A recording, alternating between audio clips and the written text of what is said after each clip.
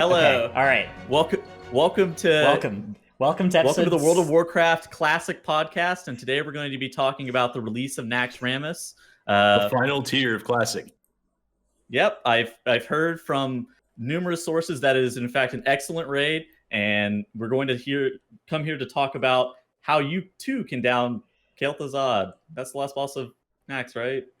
Yep, you know, there's some important news on that front. We've got a lot of blue posts about classic Naxxramas, stuff that's not actually a bug. You know, the Sindragosa room, where if you've cleared all of the trash, all the other bosses, you can't go back down to Naxxramas in Classic. You just go straight into the not Sindragosa, but the whatever the dragon is before Kel'Thuzad. So be aware of that. You know, if you're a Naxxramas raider, but that's not the only new stuff we have this week. That's not the only new thing coming in over the past few weeks. There are several new pet battles available in World of Warcraft that we will also be covering in great detail this week. Yeah, and if you check out the description, you can check out our pet battle scripts and recommended compositions to be able to have the best advantage that you can inside of your pet battle needs.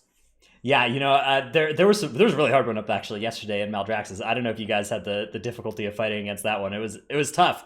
Ended up beating it with a team of 3 level 1 mechanical pets, though. I've fallen to the dark side. Oh, wow. Yeah. Well, it makes it a lot easier. Level 1 pets, the other pets will only have one move, and so it's pretty predictable. Instead of having to set up a complicated sequence, you just pick a pet that like has a defense type and an offense type that counters the other pet, and you're level 1 and you're gonna win. It's so easy. Trell, did you have any advantages whenever you were dealing with this pet battle in Maldraxxus yesterday? You know, honestly, I min-maxed it so hard that I finished it so fast. I can't remember what the pet battle actually was, but I cleared all the pet battles luckily before reset, and I'm ready for the next set after podcast today. Yeah, it's exciting. It's exciting. So, you know, we're taking a bit of time out of our pet battle laddering to do this podcast. Some of the other minor content that came out last week was the Shadowlands expansion. We have so our actual main topics this week. We're going to start by talking a little bit about what we liked and disliked about Shadowlands so far. We'll talk about the Nathria raid. That's our main thing that'll take up probably the most time today, if I had to guess. We're going to cover every boss, what to expect from it, and kind of a basic idea, so that when you go in there, if you go in next week on Normal and Heroic, you'll have a little bit of an idea of what's happening. Although we won't cover Mythic stuff, we may do that next weekend. That might be our show next week.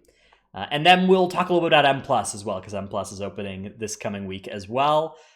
But that will be probably not as long of a discussion this week also. I'm sure we'll do a lot of M+ coverage, particularly once the raid is over. But during the raid, we're going to be pretty busy because, Trell, you are casting the Race to World First for BDGG. Yeah, I'm excited. It's a new thing for me. I'll be happy to try it out and see how I like it. Hopefully, eventually be able to cast MDI, but also play an MDI first. Yeah, that's a long-term goal. You know, multi-box casting and playing the MDI. Do them both. Are you allowed to do that? Ideally, that'd be pretty cool, but I doubt I have the brain power to do even one of those at full capacity. Yeah, either or both of those would be a great thing to do. Yeah. I've been back making YouTube videos again for those who are sad or happy. You're gonna have to reverse your position on that. Tettles, how about you? What have you been up to the last couple, or content wise? I mean, I've been uploading some YouTube videos. At this point, I've been just trying to stream every single day and make sure that I graduate college. I'm done with 2 of my classes, so I'm almost done. Wow. Oh, God. Poggy We're ready to finish. Oh. I'm very happy for you, Tettles. Congratulations on your almost finishing college. Oh, hang on. I'll be RB.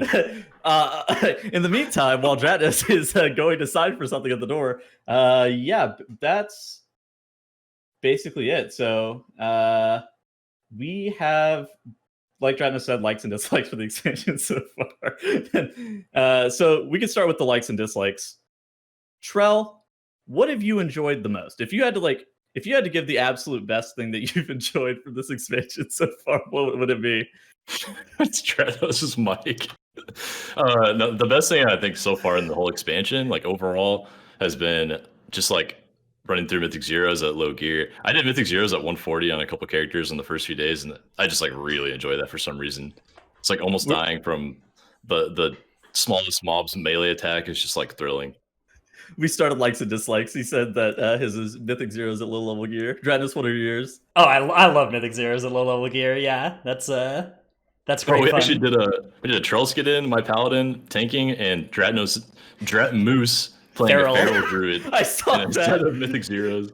That was great. Yeah, dude, that character has actually been my two favorite M0 swoops have been on that character. Last week in the Trellskid Feral DPS role, and then this week we played 3 druids, 2 rogues, and just stealth through entire dungeons. It was so great. That is the play. Yeah. My leather stack group is 4 druids, 1 vengeance demon hunter, and the vengeance demon hunter just dies, and we just rest every single time. Yeah, that's a good play as well, dude. Have you noticed that M0s are asking people to have like 175 item level to be able to do them in Pugs? Dude, like, what the hell is that? The required item level for stuff is kind of crazy. Like, I finished an entire set of Mythic Zeros on my Monk, and I ended up at 148. I did have terrible luck the first week. I ended at 148. But then I couldn't even queue for Heroic, even though I cleared all 8 Mythic Zeros, because the Heroic item level requirement's 155. Yeah, I mean, there's like 151 BOEs you can buy for a couple hundred gold.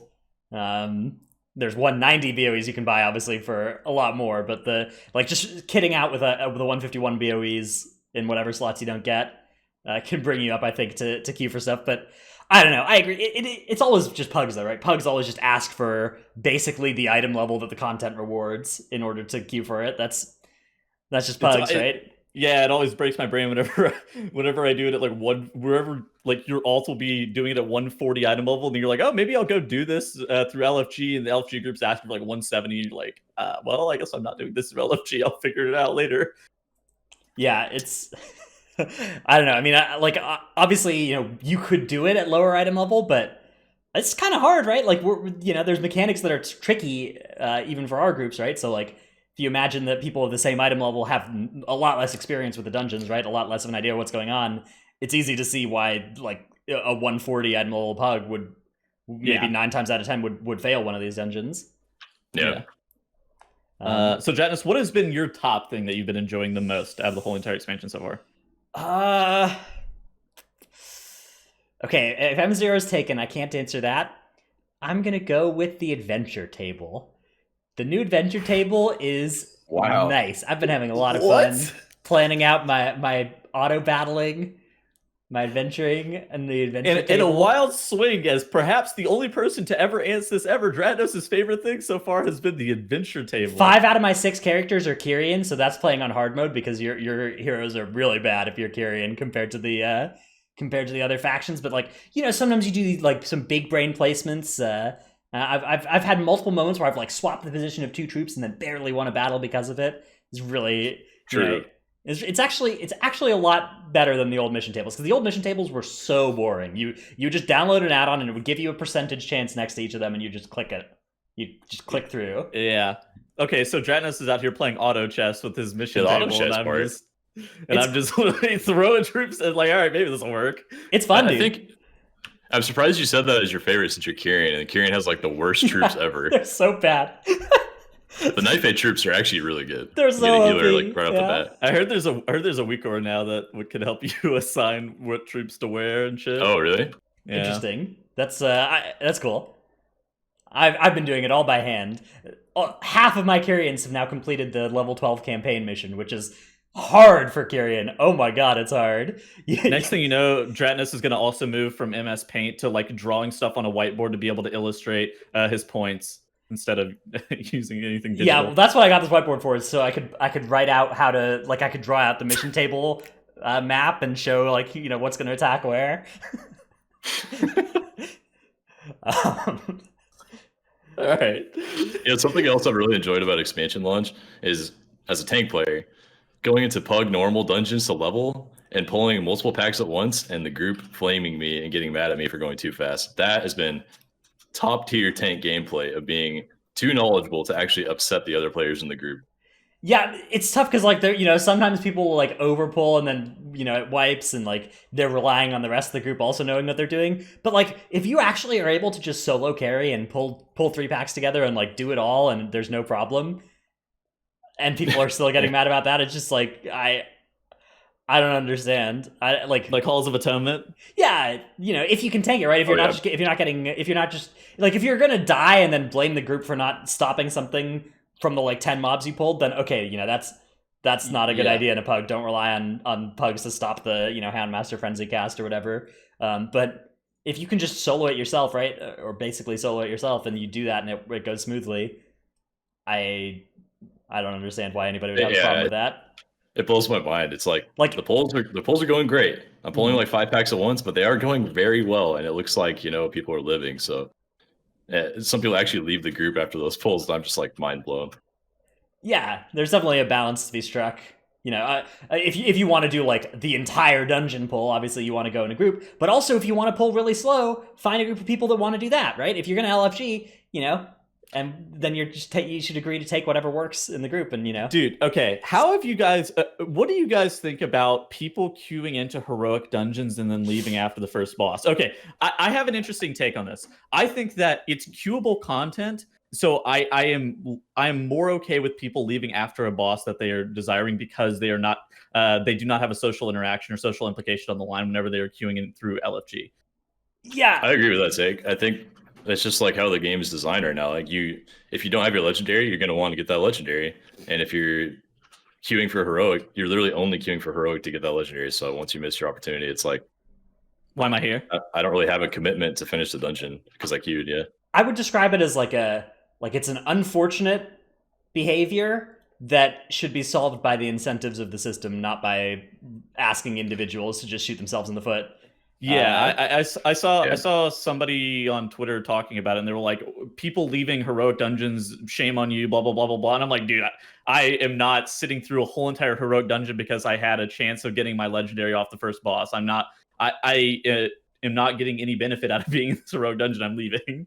Right. A lot of those same people, they have a legendary off the last boss or whatever, right? And so like they would be doing the same thing, except for the fact that their boss is a different one that they're doing, right? It's just like an unfortunate result. I agree with that. I really don't mind it though, because like it's not that people are leaving in zeros. Like, it's heroic, like it's heroic queuable content that you're going through LFG, and like whenever I look at it in that manner, I really don't think that there's any social implications of queuable content via LFG. So I don't mind it as much. Ever since the group finder and the raid finder have existed and have just formed groups for you, and like you don't have to talk to people to get into groups, and you don't have any veto power on whether or not somebody joins your group or not, it's thrown the entire concept of like it mattering how you behave really out the window, and that's just a consequence of the content being queuable that way. So yeah, I mean, I think that if you wanted to solve this, you should solve it with system incentives and not with this fruitless tirade to try and change human nature. Eventually, what you might do is you might make like some very small percentage of the people currently doing this, the most shameable percentage, end up feeling bad about it and like just decide to not do it. But you're never going to affect the rest of them. You're just going to punish the people that actually do feel shame about it, which is not the outcome you want either. So, I don't know. The easy solution is just to put all the legendary drops on the last boss, but that is I think Blizzard's just kind of trying to ride it out, which is also probably going to work because after like a week, everybody's going to have all their legendaries. Yeah, or you can spam them in M+, and then they'll come from the end of the dungeon anyways and have a higher chance of dropping also. Yep. Something that I have actually been enjoying. So these other two said M0s with low level gear and the mission table. Mine has been lack of mandatory content. Basically, as long as you keep up on your renown and keep up on your weekly soul ash, you could just get like power geared through raid later on, as long as you were caught up on those two things. And I think that that's actually just a great system. Even renown you can catch up on pretty quick. It like drops from Mythic 0 dungeons if you're behind. You just get renown tokens dropping. So you catch all the way back up very, very easily, I think. Cat spotted. Yeah. Oh boy. Yeah, honestly, like the finite amount of stuff that you have to do per week has been really nice for me too. I was only planning on leveling 4 characters the first week, but I ended up doing 6 just because I had spare time and I was still in the zone, and so you just get. I personally got 6 out of my eventual 12 characters out of the way week 1, which is great. Yeah, there's definitely a lot to do, but none of it is mandatory for like Okay. power in the way that it was, right? Like there's kind of grinds you feel like you might want to do. You might want to build your buildings, but at the end of the day, if you don't build your buildings, you're going to be fine, right? It's not a DPS loss. Whereas back in Legion or BFA, if you didn't do your like weekly island cap, it was a DPS loss, right? There's no infinite grindable system like artifact power. I actually had a question about the Maul rep. Does anybody know what's the deal with like the conduit catch up on that? Is that a catch up mechanic, or is that like this is my way of buffing up my conduit? So I think when you buy it, you either learn an unknown conduit or you upgrade a conduit from among the lowest item level conduits you own. So it's a catch up, not actually something that I should. If you're a Mythic Raider and you have 9 of your 12 conduits at 226 or whatever, and then you have like 3 at 210, then you use this thing that will upgrade a 210 to a 226. And if it's sourced from some other place, like it is powerful for mains as well, depending on when you get to it. But for the most part, you have to have all your finesse and endurance conduits. And it's a lot of Stygia. Yeah, it's a lot of Stygia. So for the most part, for the next couple months, it's not going to be particularly used that way, I think. But for there is sockets also from Venari, so those will be used that way. Dude, sockets are like literally 10 DPS per socket. Sockets are less important than they used to be. Slots. There's 16. There are 16 stats per, and those 16 stats are literally like at right now for most DPS like 0.9 to 0.8 damage per point of secondary stat. Unless you have 0 sockets, in which case the first one will be your BFA gem, which will be a little bit more damage. They nerfed those though. They're nerfed down to 7 primary, right? 7 and 6. Tank players are still BIS, I think. They are still BIS for a lot of specs, but they're BIS by like 20% better instead of 300% better. Than the other gems. What do you guys think about Threads of Fate for leveling alts? I like it a lot. I think if you enjoy dungeons, it's the play. It's like 3 hours faster in my case if you know how to pull big.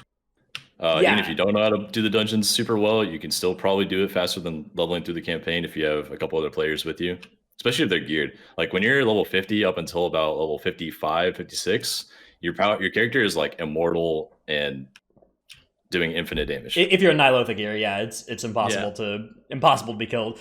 Every time you level up, you're just like you're getting one step closer to death. It's aging simulator. Your character's aging.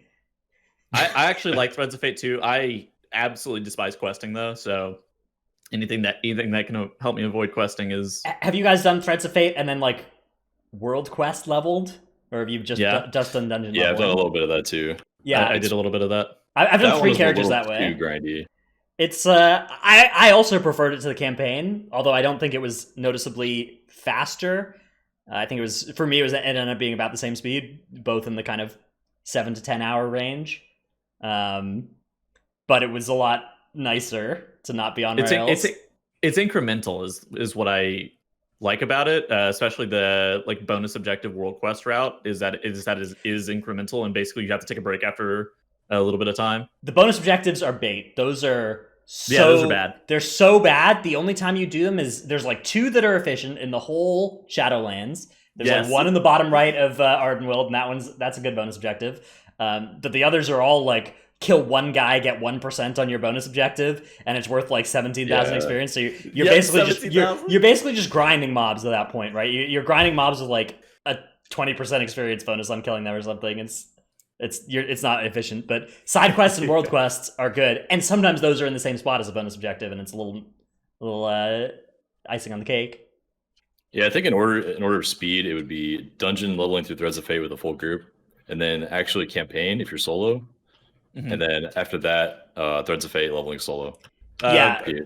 Campaign with side quests, and then you Threads of Fate the last like. You don't need to do that anymore. You can turn on Threads at 60 anymore? now. Yeah, it's okay. You can skip the campaign now. For a while, for the first couple weeks, you needed to like turn on Threads at 59.9 to avoid having to complete the whole campaign. Yeah. But they fixed that, thankfully. Does anybody know how fast BGs are? I haven't BG leveled at all. I've heard that BGs are terrible. I've heard that you don't get like much experience at all from them, but you get good gear once you hit max because you've already grinded your honor through. I don't know shit about it though.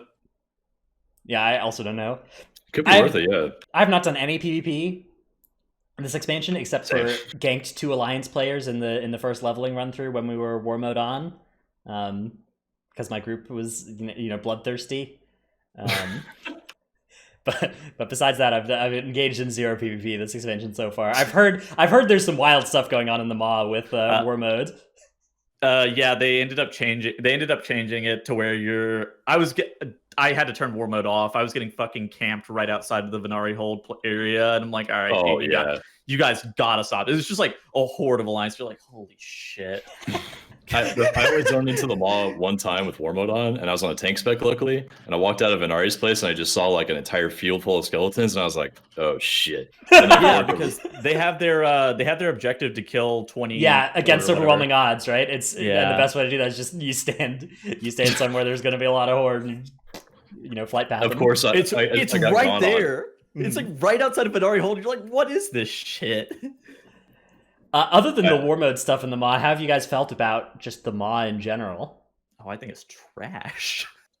I actually enjoy it. I don't know if I'm going to continue enjoying it, but I like finding out more information about it as I go, whether that's from other people or things I find on my own. Like the upgrades from Venari actually make it a lot more fun, in my opinion, because you can hook shot around, you can take portals all over the place once you figure out where all the portals go.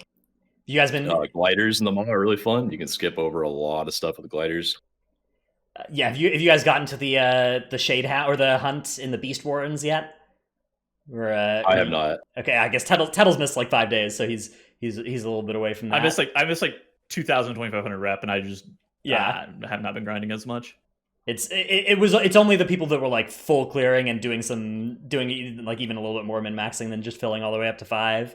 But there's the mount you could have gotten that that works in the Maw, which one of my guildies got. But it looks like those hunts are on a bi-weekly reset, that halfway through the week reset. So it's already gone now if you get to tentative now or whatever, appreciative now. The issue that I have with the Maw is that I actually just the rewards for it are just so trash. Yet I feel obligated to kind of do them. But with the grind to be able to get because. Basically, what I've been doing is just doing Eye of the Jailer 5 because my guild requests that we all grind through Eye of the Jailer 5 every day, and I just cannot be bothered, man. It sucks. It's like the least fun. It's like bad world quests. I feel like that's all they are.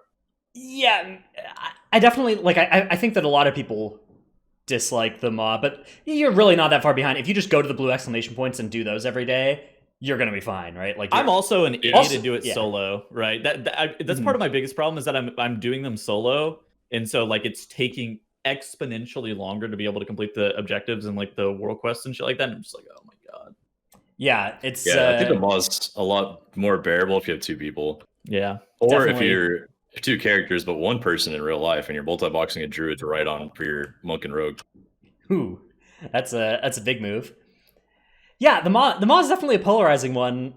I also don't hate it. I do think it's kind of silly, the whole... I don't know if you guys know about all the log off, log on shenanigans to keep going in Eye of the Jailer 5. Dreamwalk back, yeah. Yeah, and it's like, I don't know. I mean, it's dumb, but it's good, and like you can do it and get sockets sooner, and I don't know. It's tough. I think that once everybody can mount in the Maw, whenever that becomes more common... Whenever we can get that from Torghast, or more of them start to drop because more people get to the hunts in the Beast Warrens, then that'll make people feel a lot better about it. Because like as soon as you get that mount, it's gonna be a lot nicer. I have travel form. I think the Maw still just sucks. Yeah, I was surprised that you were, because that's the druids just love telling you about travel form. It's not even the walking around. It's just the questing and all that shit is just not fun from my experience. Oh my goodness. How about Torghast? What do you guys thought about Torghast so far? I really like it too. I don't know. I'm just really enjoying everything in the expansion for some reason. Yeah, I'm also a pro on Torghast. I think that's a good one. I've been enjoying it too. Even though I filed under dislikes, I didn't know where you guys stood on Torghast. I know that personally. I think it's okay. Yeah, I'm glad that I don't have to do it a lot. That's the thing is you did it like you did 4 runs week 1. Or 6 if you did the level 1 and 2 in both, but and then every week after, like this week you only had to do 2 runs. You did 2 layer 3s. Next week we're gonna climb up to layer 6, so there's gonna be more runs next week. But so you're gonna do four. Right. You're gonna do 4, 5, 6, 4, 5, 6. 6. Oh, is it just 4, 5, 6? 4, 5, 6, 6. Yeah. Yeah, next okay. week. Yeah, we should be able to start on 4 because we completed 3, right? Yeah. Okay. I think so. Either way, so it'll be, and those runs will be more difficult and so more interesting probably as well. And I mean, I think that there's a good chance that Torghast will end up being somewhat like Horrific Visions, and that most of the excitement will maybe drain out of them, particularly because there's a lot of spec Covenant combos where there's really only one. Like, there's one build that you get offered pretty much every run, and it's like clearly the best thing you'd take every time. But dude, what actually tilts me is if you get like a bad boss at the very end and you don't have like the most insane build, you're like, I just lose this, because there is no like balancing of the end wing bosses. There was this they've hotfixed several times so far to nerf different parts of Torghast, and like multiple bosses have gotten nerfed. Dude, there was this one boss, and I was going through my hunter, and he was so hard. It was the one who like did the smash and then drained the orbs out. I'm like, what the fuck is this guy? This guy is actually impossible. Yeah, some of them do hit really hard. Yeah, I think aiming to build your character to defeat the last boss, like every single time you get a power, that's what you should do in Torghast. Yeah, I made a video about this, and basically that was my whole point, was just like every single anima power choice, unless you're like crashing through the whole place and you know you're going to win against the last boss, just always pick the single target anima powers and ignore like the ones that are like, oh, 3 or more targets, you can just ignore that text basically. Dude, getting a caster boss as a Moonkin is also depression immediately, and you're like, oh, this is where you only kick the fear. I have yet to die. I've yet to die, but they get cloned a couple of times, and I have to regrowth myself to full health again. It's nice that you can clone them. I didn't realize they were stunnable and disorientable and all that until you can reset their stacks with clone if you're a sick gamer. Because if they're cloned when they would get a stack, they don't. But you have to clone in a clone. Oh shit, that's actually pretty big. You have to clone out of because they would get a second one before it expires. Yeah. Okay, yeah, that's because it's 6 into 3 because they have PvP DR. But they refresh their stacks normally about 7. So that's cool. Hit them with the first clone at 7, then you have to make sure that you hit it perfectly on the second one. That's awesome. I think some specs definitely have it easier in Torghast than others. Like I tried Windwalker in Torghast, and then I tried Brewmaster, and Brewmaster was significantly easier. I tried Feral and then Guardian, that was way easier. Night Resto Druid. I've done those same things. yeah. I did Outlaw and Sub. Sub is like 100 times easier than Outlaw because of the self-healing and burst. But yeah, go ahead. Sorry. They buffed those classes that don't have a tank or healer option. Like Rogue, many of the anima powers for Rogue got like 10 times effective buffed or whatever. Some of the defensive options. So I think that they definitely have identified that those are the ones that are going to be trickier. Which makes sense, right? Because like you're taking a lot of physical melee hits, and so tanks are just naturally good at that, and rogues are not supposed to do that. Yeah. What have you guys thought about the Covenant system so far? I'm doubling down and saying that Covenant specific dungeon buffs actually just suck. I am really not a fan. Yeah, so this is the AoE stuns in the other side and Spires of Ascension, mind controlling. There's one in every dungeon, and they are really powerful. Not necessary to do M0s, but I think that once M plus starts to kind of build up, there are a lot of double or triple pulls that are trivial with those buffs, and I wouldn't consider it without them. Yeah, I really think in the bigger picture, they don't matter that much for 15s. Like they're going to matter this first week for 15s, but after that, you're going to be fine if you want to just do a weekly 15. Definitely. Done. If you don't have the Covenant bonus, it's going to take like 45 seconds longer to do the key, and that's it. But at higher keys later on, when you can pair those Covenant bonuses with prideful buffs and people's min-max DPS and full raid gear, then it's going to be really impactful, I think, and shave off like 2 to 3 minminutes. Yeah. Trell, can I introduce you to my friend Loyal Stoneborn? Those are really nice. Fair too. I think that, I would be shocked if there was not a member of the appropriate Covenant in every top run of every dungeon at the end of the season. Like shocked. Yeah. I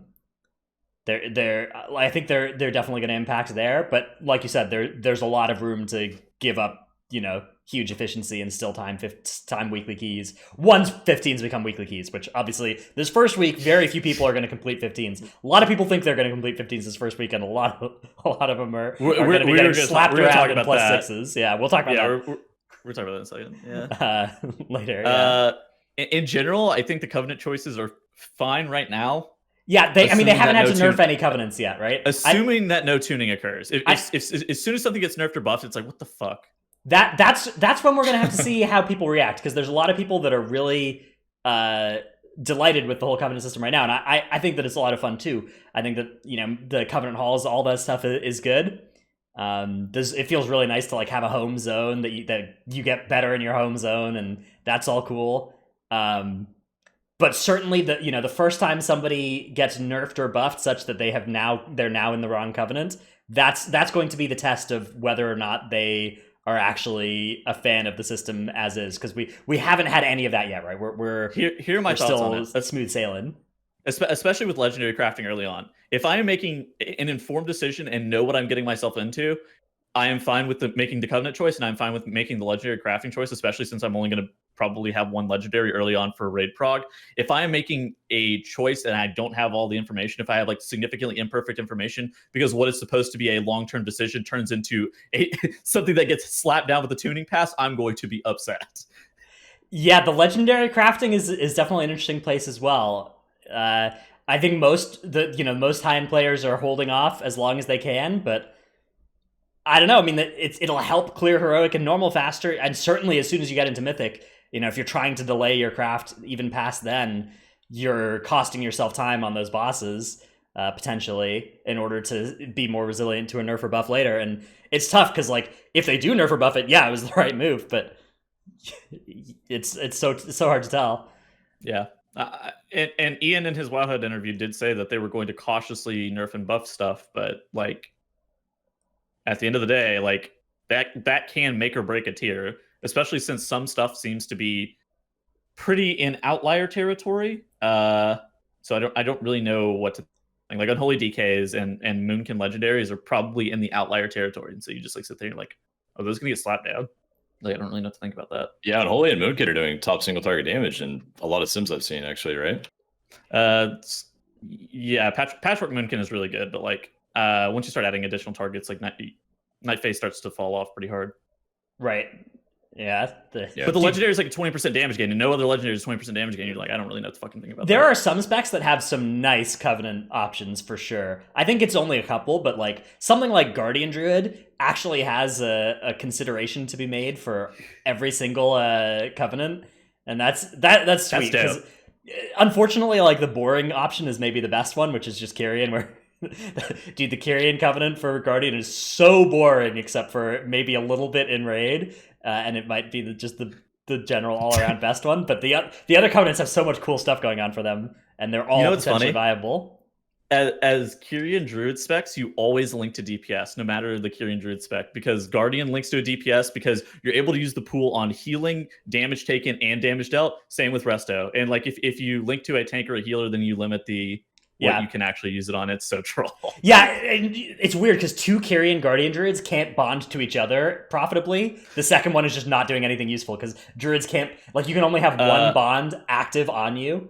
So Kyrian Druids cannot bond to other Kyrian Druids, and Kyrian Druids can also not bond to a target that has been bonded. Yeah, yes. Which is really unfortunate because I feel like the whole like kindred spirits thing, flavor wise, it would really suit like two Kyrian Druids bonding to each other and having that be good. But it's actually like so bad. You effectively the second one, it just doesn't have a covenant ability. Yes, if you try and do that, so it's hopefully they'll fix it. It's really well. I don't know how they fix it, but I think that it's intended. Yeah, it's really? You know, maybe they're worried about it being too good, but I don't think it would be. It's just two people. They worry about it being too good because they worry about two damage dealers linking to the same like mage and buffing up his damage by 30%. Well, you could have each person only send one and receive one, and that would work, right? And then you'd still not be able to both send to the same mage.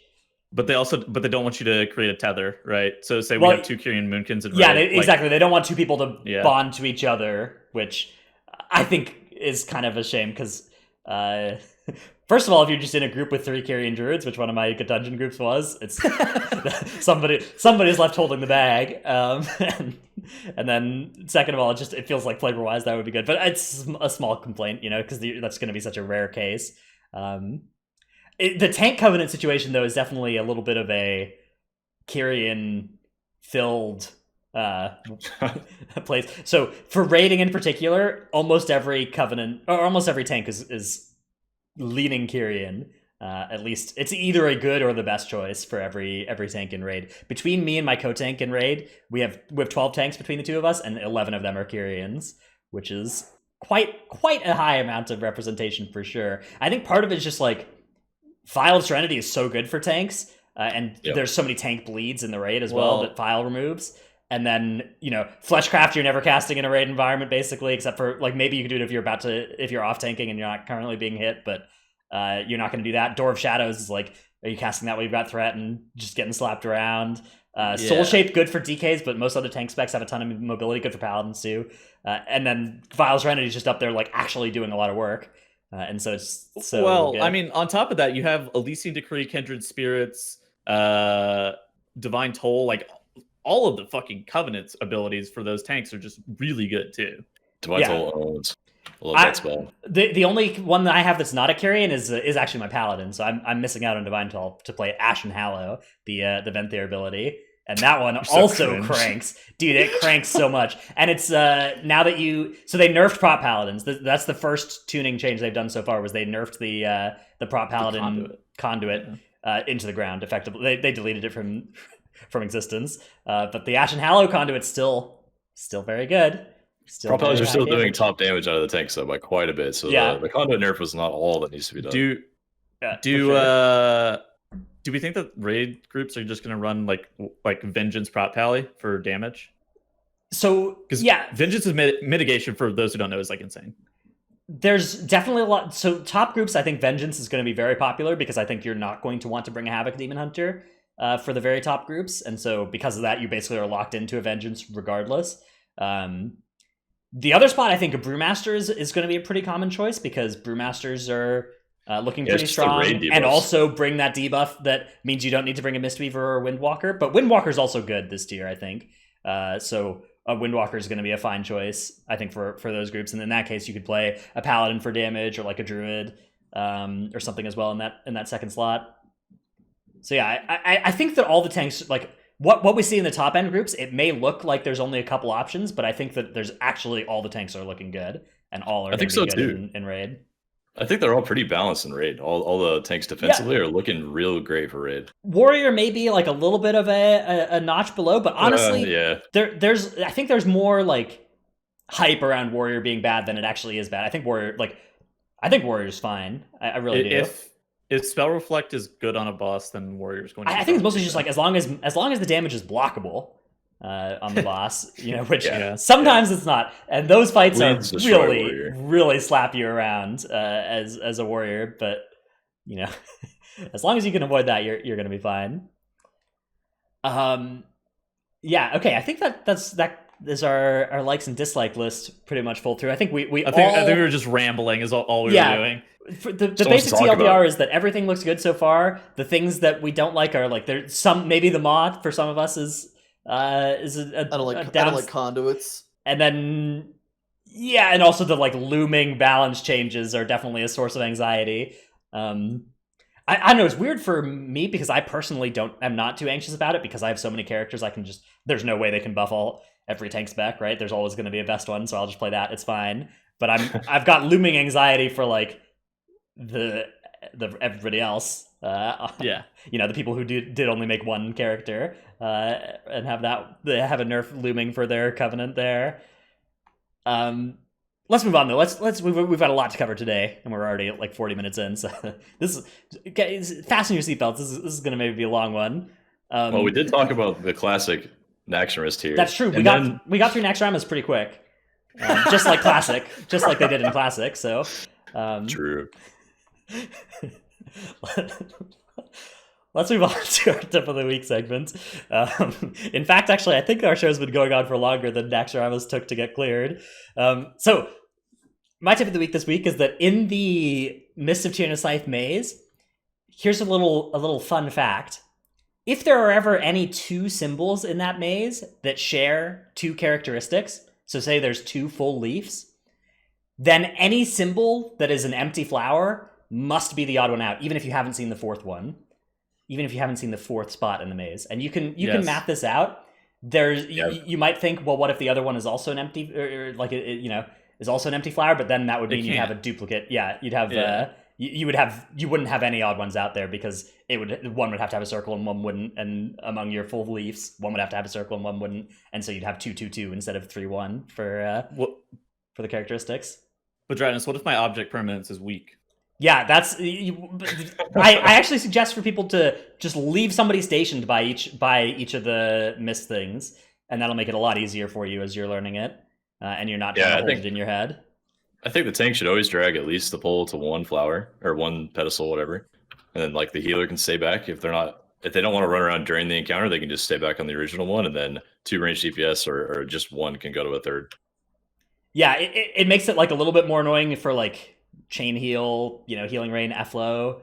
But those packs aren't hard, right? They're not doing a lot of damage. You don't need to be stacked for healing or anything there. Oh, not yet, but yeah. Yeah, maybe they'll be harder once M+ comes around, but just wait till the foxes start one-shotting your healer. Dude, what's the deal with not getting an elite or the big mini boss in the maze? Oh yeah, sometimes you can just RNG and get 5, 6, or 7 pulls in the maze. So also, you can avoid one of the 3 mini bosses entirely, or you can get like the worst RNG and get a mini boss and 7 pulls. Yeah, love that RNG, dude. Missing a mini boss actually saves you so much time too. Yeah, they have a lot of health. There's one room that you can double pull in because it's just like a gate. Yeah, it's just missing a gate, so it's connected. It's a bean. That room is shaped like a bean. There's 2 of them. There's one on the far right side, and there's one on the far left side, and there's only one door, and you're like, what the? Okay. Yeah. Charles, what is your tip of the week? Ooh, my tip of the week is routes for Mythic Plus next week. If you're looking for like basic prideful routes that spawn the 20, 40, 60, 80% pridefuls at good times for bosses or big packs, then this is for you. This does not require rogue. The only thing I think that's even required in here is like one Night Fae player for mists, because there's no way to get 20% pride with the first boss without that, I don't think. Or unless you have like a rogue or something. But these are very basic routes. To open that very left door at the start? It's because you otherwise have to do the front right pull, and the villagers have true sight on them, the Droman looking dudes. Those guys have like the smallest true sight eye above them when you're in stealth. It's like it's like minuscule. I get you. Did you know that you can line of sight the overgrowth cast and not get stunned by it? I did not know that. That's a good tip. Very poggers. Very cool. Thank you, Tettles. Yeah. I come with useful information for once. Yeah. Unlike normally where you just provide us with clips of the week. Speaking of which, let's take a look at your clip of the week here. Dradnus, my clip of the week is useful this week. This is actually a tip also, yeah. So I'm not sure if you can see what's going on here. This is Plaguefall, and in the last boss, you know how there's that deadly debuff if you stand in that middle pool? You're just jumping in there, and if you jump, you don't get the debuff because it only applies after you've been in there for a little bit, right? And so if you jump, you keep getting out in time. Yeah, I ended up doing it the second intermission here the whole entire time. I was like, Verse showed me that, and I was like, wait, what? You can do that? He goes, yeah. I'm like, okay. Yeah, you just get in the middle. He said asterisk, if you miss your jump, then you just die. So you have to jump off CD. They originally changed it to be like that, I think, because it used to be where if you just touched it at all, you got the debuff instantly and you were just dead. That's pretty toxic, yeah. Yeah, there's a lot of meta players that'll like dip in on accident, because they're just doing the rotation and trying to do a lot of damage. But now you have some leeway where you can back out before you get the debuff. You can also roll across it. You can jump across it as a neat character. That's fast movement speed. It's nice. Like you would disengage across it or like roll across it, and you just immediately die, and you're like, all right, well, I don't. Okay. Yes, very cool. I expect that will not continue to work. I expect that they will make it harsher, such that is not allowed. But who knows? That's the kind of thing where it might function for one more day or one more year, and there's really no way to differentiate. All right, so let's move on to our main topic this week, which is Castle Nathria, what to expect from each boss. And I think let's set the stage by looking at a chart of what the boss order is. So that's up here. First boss you're going to challenge is going to be Shriekwing. Then it opens up into a bunch of different pathways, leading towards either the Council of Blood or Lady Enerva Darkvein. And then once you've beaten those two, you go Sludgefist, Stone Legion Generals, Sire to Nathrius, and that's the end of the raid. this is opening up on normal and heroic very soon, next reset. So What do you guys think people are going to fight second? Huntsman, maybe? Huntsman seems like it's the easiest raid boss. So that's for Mythic, right? For heroic, you're just going to go through and kind of blast whatever, and the top end guilds will actually not choose based on difficulty. They'll choose based on which items drop from where, and they'll do like a pilot run where they get somebody through so that they have an alt with a lockout at every boss, and then they will go in order where they summon a bunch of leather characters to the boss with the second best leather boots, and then they'll try and all get leather boots on those characters such that they can then go to the boss with the best leather boots and trade those to the mains from those characters if they get it a second time. And they'll do all this kind of like shuffling and juggling. But for most guilds, you just walk through. Do not worry about doing that. Do not do that. Dratnus, you should really say with the caveat that nobody is doing that. There are like 5 guilds in the world, I think, that are going to do that. Yeah. But to answer your question, I think Huntsman, like we've had this happen the past few tiers. Huntsman is probably the easiest boss in the whole entire raid. Shriekwing was nasty on raid testing on Mythic. That boss looked like it could have been like a second to last boss or something. Well, dude, we had like Admiral Savara, which sucked from EP. What was the most recent? Nyalotha? Rathian. Rathian was infinitely harder than Mount. He was harder than Skitra and Mott, but not by that much. I think Eternal Palace was the one where, like, if you could beat Abyssal Commander Savara, you could smash the next two, right? The Elemental, the Wrath of Ajara one, and the Behemoth. Fish, yeah. Big Blackwater Behemoth. Yeah. The underwater fight, yes. Personal big favorite. Fish boy. Yeah. Luckily, we don't have any underwater fights in here. So yeah, we get that again, where it's like Shriekwing is way harder than Huntsman, and probably Sun King Salvation. I assume that Sun King Salvation is just going to be pretty easy. I kind of like this. I like it when the first boss is harder, and again, we're not 100% sure it'll be that way, but it's nice on Mythic so that your pugs, if you beat the first boss, you can actually get a couple bosses of loot. Unlike Champs of the Light, where you'd smash Champions of the Light in any group, and then you'd come up against Grong and like wipe it 90%, and there's just no way you could beat it. Yeah, Grong or Jadefire were both just beat that ass. Yeah. All that's Mythic stuff, though, right? The normal and heroic is going to be. First of all, I actually don't know how the mechanics are going to be different because I only really did Mythic testing. Yeah. But it should be obviously a lot easier.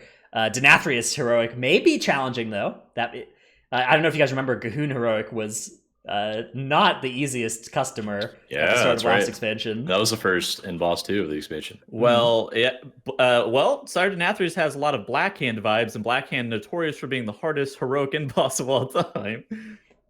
Yeah, it's it could be tricky. You could be in here for a while. Again, the kind of like the guild, the mid-tier, mid-high, like the top 100 guilds that aren't racing for world first or whatever, that are probably doing like 2 splits, are probably going to do like up through Stone Legion Generals or up through Sludge Fist, and then go to their second run up through Sludge Fist, and then like come back later in the week and finish out Stone Legion Generals and Denathrius.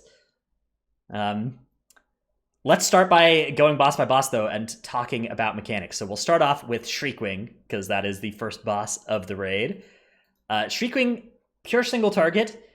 Jurassic Park fight is how I would describe this one, because there's you basically have this like, there's phase 1 where you kind of like, you have to line of sight it when it casts, and you're dodging a couple mechanics there, and then when the boss gets full energy, it like jumps in the middle of the room and starts Jurassic Parking you. It starts like creeping around, looking to try and get you, and you got to just avoid it and also line it at different times. And there's a sonic echolocation balls you got to avoid.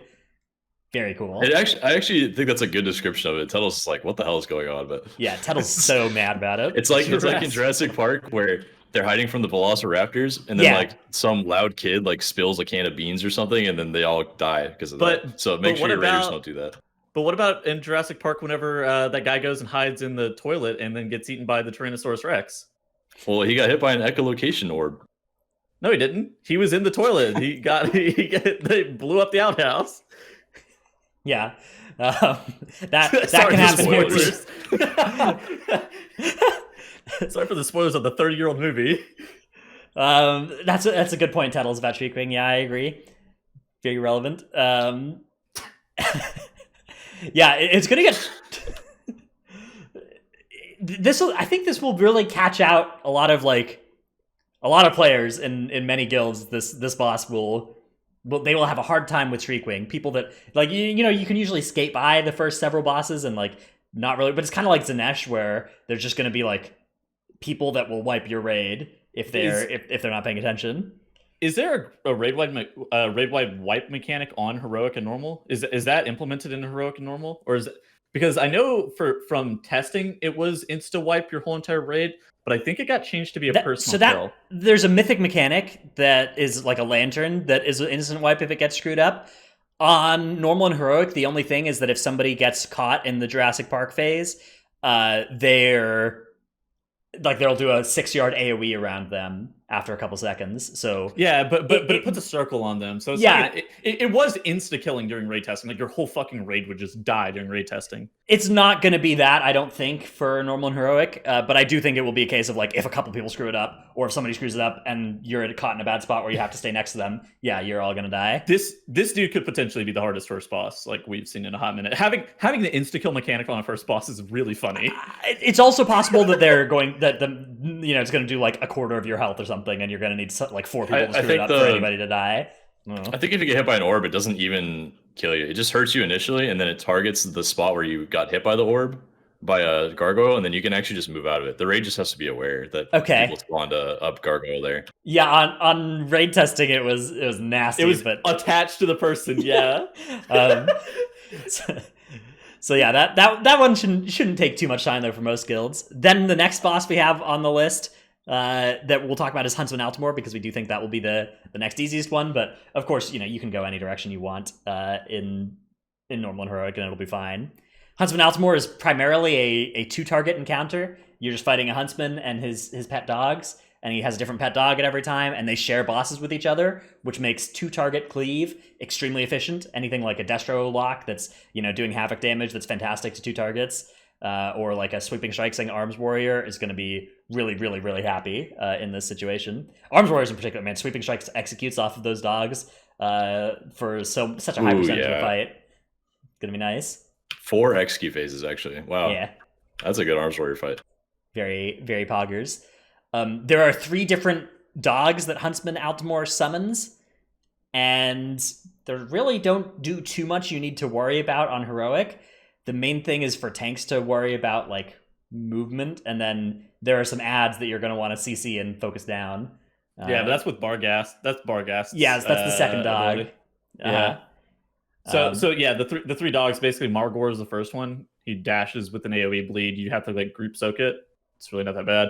Barghast, which is the one that Dratnos just mentioned, he spawns like this ad that your healers have to heal up, and then beyond that he spawns these 2 copies that make him take increased damage, make the 2 ads take increased damage taken every single time they get CC'd, and it's per unique CC. He doesn't have an ICD on it, so like you could potentially just spam hibernate or polymorph on them, or you could use shit like hibernate, polymorph, trap, fear, like all of it all at once, and then just stack it up to like 50 and insta kill the ad. And they do die really quick. You can see in the GIF that Wowhead has, they just get annihilated with a lot of stacks there. But if you ignore them for too long, they will break out of their CC and start just chain casting on you while immune. So you do have to go kill them eventually. The last dog is the tank one. Mm-hmm. I think the second and the third one are both going to be pretty tank intensive. Yeah. But yeah, he's the last one is pretty fun. You have to like kite him. Not a DPS fight. Yeah, this is not a DPS fight. This is a tank and healer fight. So the last dog, you have to kite it to avoid it, because every time he successfully melees, he gets like a 50% DR. That needs to be, or a 25% DR or whatever. Is it physical DR? Or is it? Okay, it increases his damage done and reduces his movement speed every time he lands an attack. So you need to kite him to avoid your tank dying, but then it does raid damage every time he takes a step. So it's going to be interesting for a geared tank. It shouldn't be too bad to just take a lot of stats and reset it only once or twice. But on early gear, when your raid has low health and your tank is squishy, both of those are going to be hard for both phases of the last dog here.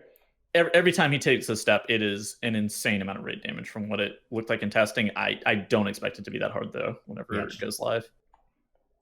Tuttle's tank is literally named Squishy, so I hope he survives that dog. True. All right. Will he be tanking the dog at that point? I'm not even sure. There's also a like piercing line debuff thing that the boss will do just throughout the whole fight, where you just need to make sure you're not just like stacking the whole raid up and getting everybody hit by it. Not a big deal. There's also like a Sky Captain Crag, like I don't even know what it is. Like it's a shot that goes on to random people, so you want to be like loosely spread. Yeah, you want to be kind of in a nice arc around it, so that the whole raid isn't going to be hit every time it does it's AoE. going to hit some people, and it's not lethal, but you should. The Sin Seeker is bad. The other one, I don't even know what it's called, like pellet shot or whatever. It's like spread shot, I think. Yeah, not a big deal. That. Not a big deal. Okay, next boss we're going to talk about is from a different wing. So this is Sun King Salvation. So you wouldn't actually like necessarily it's not. You could do this one second as well if you wanted. This is the only AoE fight in the entire like. There's a lot of fights with ads. This is the only fight I would describe as a pure AoE fight in the raid. And boy, is there a lot of AoE in this one. There's so many ads.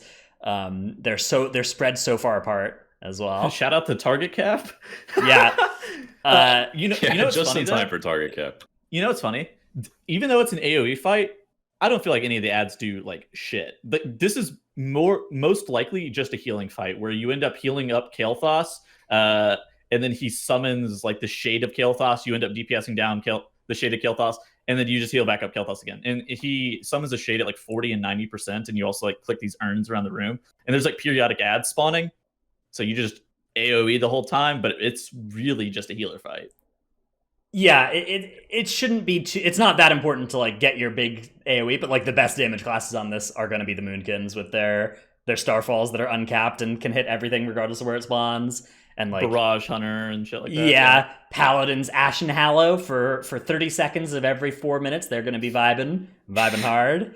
And then for the remainder of the time, they're gonna be like, why can I only hit 2 things with my Divine Storm?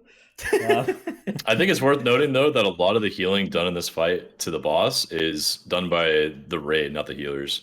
So like setting up how you channel your own health into the lantern is pretty important. Setting up how you kill the ads that hurt the boss instead of heal, and like take care of them before they ever get a tick off on the boss is pretty important. There's actually a lot of things to min-max about healing the boss. It's kind of reminiscent of like Valithria Dreamweaver from ICC, where you really, if you control the ads, the boss is really easy to heal, and if you don't control the ads, even if your healers are doing twice as much healing, it won't help. There have been multiple iterations of testing. Sometimes the things that you click, like Trell said, do most of the healing to the boss. Sometimes you have to like heal it. Yeah, remember this is also a very early boss in the raid. It's likely that this one will be tuned in such a way that it's pretty forgiving. Yeah, that's actually a fair point. So you probably just have to click. Yeah, you can probably carry it. You can maybe carry it with good healers. Although I think some of the ads are going to make it impossible if you really just completely ignore them. The ads, you basically just AoE down the ads. Like there's some casters, and you just like kick them, but like in reality, none of the ads actually do anything that are important. They're like the birds that are kind of important, but like. All right, up next is Artificer Zymox.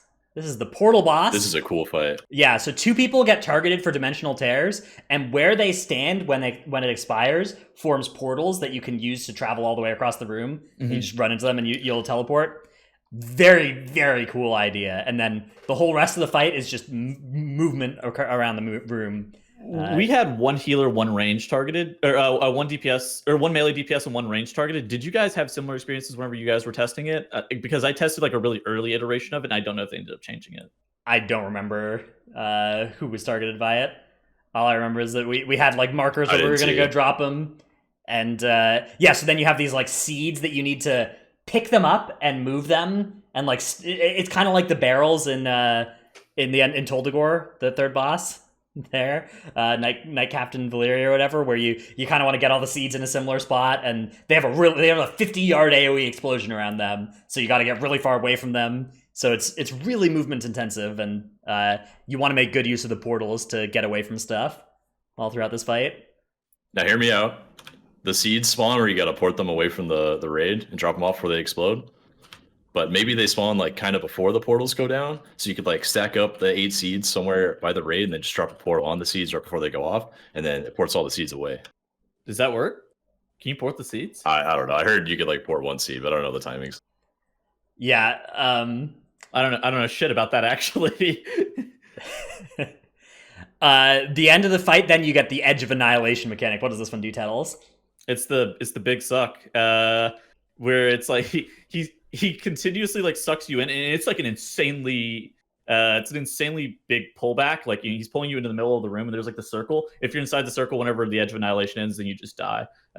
So Windrush Totem and Stamp Roar are your best friends, and you also want to like have the portal for a large majority of the fight. The portal is going to be set up from like near side to far side of the room. This time the portal should be set up like near side of the boss to middle of the room. Yeah, so that you can, as you're getting sucked in, you just jump into the portal and get really far away again. Yeah, very cool mechanic, though. Some specs and classes that don't have teleports, so they can't get out of it. Then there's also at the start of the fight, there's ads that'll like fixate people, and you just run away from them or portal away from them or whatever. Yeah, those ads MC if they hit you. Yeah, you're gonna want to avoid those. It's cool that it's not going to be too hectic on heroic and normal. On mythic, you're going to have all three of these mechanics at the same time, and that is going to be a delightful overlap. Yeah, that's going to be crazy. Yeah, I cannot wait for mythic of this fight. It's early in the raid also, so it's unlikely that this will be tuned to be too hard. But man, I wish it was. This is the fight that I thought was the coolest from testing. They've done this a lot lately, where they put interesting designed bosses in the middle of the raid. Like Rodin was another one where I thought was a very interesting design, even potential to be like a penultimate boss. And it's like, all right, it's just like in the middle of the raid randomly. And at least it was like a wing boss, right? But like Zymox could be the second boss you challenge. Yeah, that's true. So I think that's, I don't know. I think all the bosses have been cool. All the bosses were fun in testing them, but Zymox is the one where I'm like, this is so cool. I hope this is a hard boss. Yeah. All right. Yeah. Up next, we have the Hungering Destroyer, which is after Huntsman Altimore. And this is a boss that is also single target and also kind of has the move away from the boss when it casts mechanic. But it also has Unot Leech Circles. I don't know if you guys remember those from last phase of Unot. So players will become unhealable, and in order to heal them, you're going to need to go and stand in a circle that will then leech damage or leech health from you to them.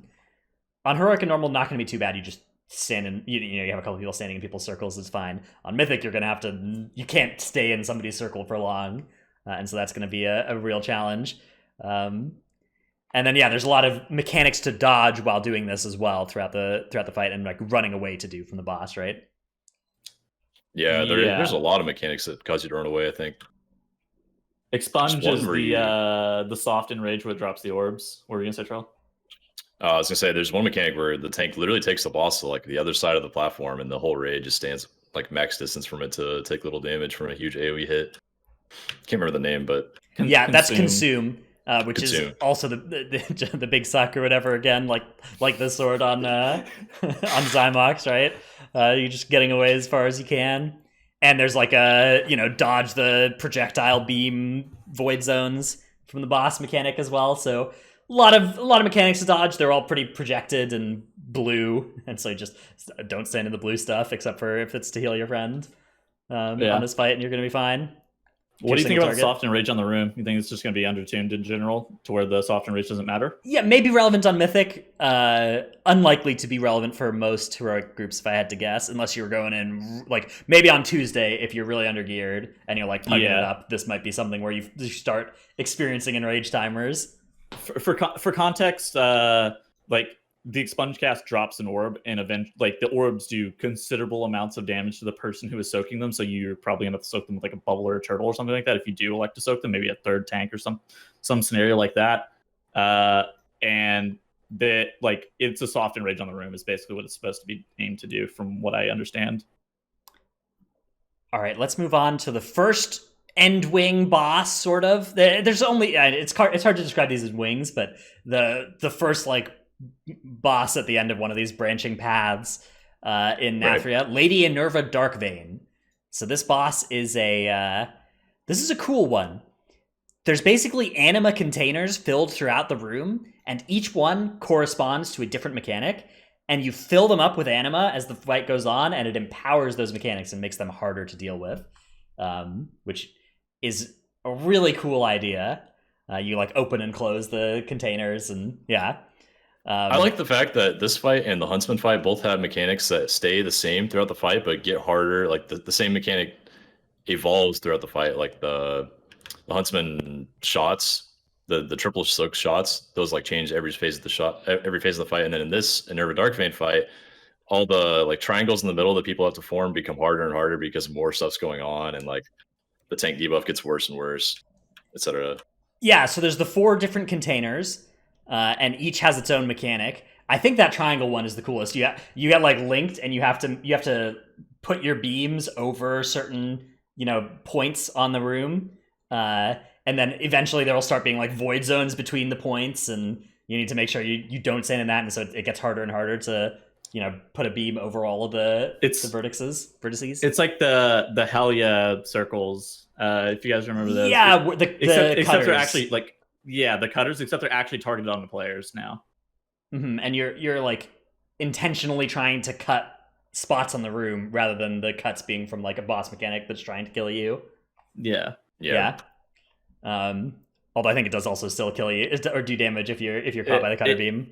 Yeah, you just die to the cutter beam. Rough. If it's empowered, or maybe it just one shots you anyways. I don't really remember.